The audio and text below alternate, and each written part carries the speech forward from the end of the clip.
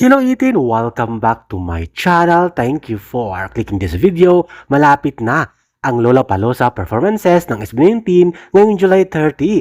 For meanwhile, nakaka-proud dahil na-mention at nabanggit ang SB19 sa isang article mula sa sikat na online publication na Chicago Sun-Times. Simpleng mention, simpleng bagay, subalit napakalaking impact sa mga users at readers ng Chicago Sun-Times na kung saan malapit na mag-perform ang SB19 at binanggit doon na sa Lollapalooza mag-perform ang The King of P-Pop ngayong July 30. Ibig sabihin, looking forward ang mga taga-Chicago, pati na mga Filipino at mga American sa performances at monster vocals ng SB19.